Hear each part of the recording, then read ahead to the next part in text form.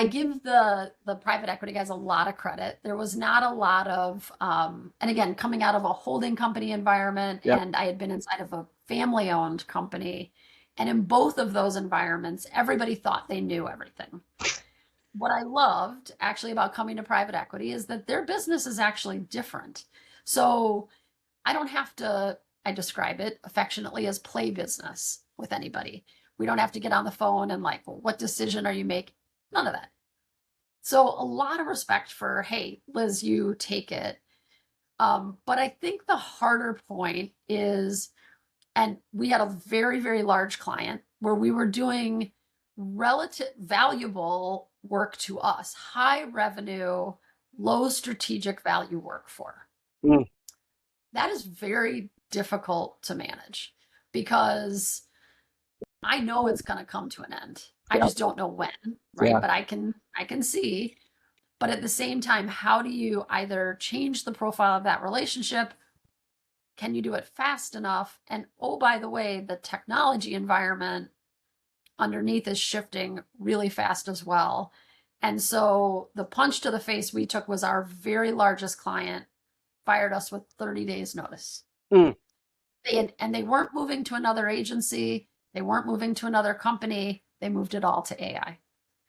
So I wow. describe myself as a bit of a canary in the coal mine of like, I've seen how this happens. And so now it was the greatest gift, very painful process. Obviously, we had a lot of people involved, it was a almost 12-year relationship. I mean, you've got like big, big things. Yeah. However, what it did was very clarifying. Like the days of this extending, and I've had conversations since with people in the marketing space who sort of say, well, AI is going to come slow. No, no, it is not. Yeah.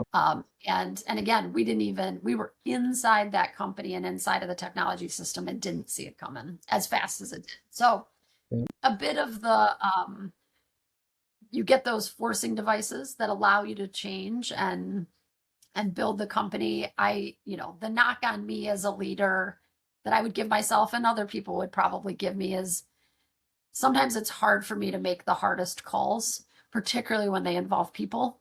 Hmm. And I probably move slower than I should. And I still make that same mistake. It's just I can't seem to train that out of me. I don't have that like, sniper instinct where I can just take somebody out over dinner.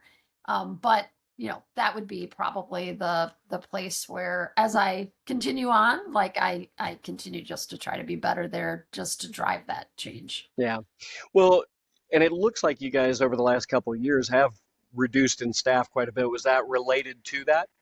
Yep, Yeah. absolutely. So, So, and we had a couple clients in that same space. So, email production, basically inside of the Salesforce Marketing Cloud system. And the reality is that work just doesn't exist right, anymore. right. So, No, it makes sense. So today, what growth stage would you say that Shift is in? How would you describe it? that's a great question. I mean, I feel like we're sort of perpetually in like early stage growth because I feel like things are changing all the time. But we're probably that I think that's probably unfair. That's probably me being a little unfair. I would probably say we're sort of late stage private equity, right? We've run this road. We have a solid capital structure that we need to deliver against, right? In terms of lenders and other things. Hmm. But we're, you know, well built from a process standpoint, from a talent standpoint, where the team around the table is sort of in it to win it, which I think is always the real hard part for amalgamating different companies. Like those people have built, seen a transaction, and in their mind, they're sort of like, and done. When in reality, we're sort of like, well, that was just phase one. And that's hard to get people to make that leap. But I would say we're sort of in that growth where we've projected top line growth for this year. We've projected incredible bottom line strength. We're a very disciplined company, all this sort of infrastructure in place to run a company like ours we have. So, in that standpoint, I would say we're late stage. Yeah. So you have an established infrastructure. You feel good about where you're going. You had to do some considerable rebuild, Yeah. but now you've gotten there. So what is on your leaders list right now? Yeah, so I think I love this question. I think, it is for me it's can we drive real growth? And can we drive it so that it's sustainable and healthy?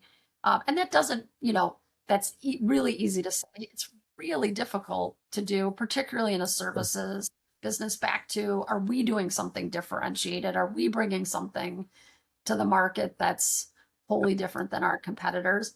And so I think that growth is really what I wake up in the morning thinking about.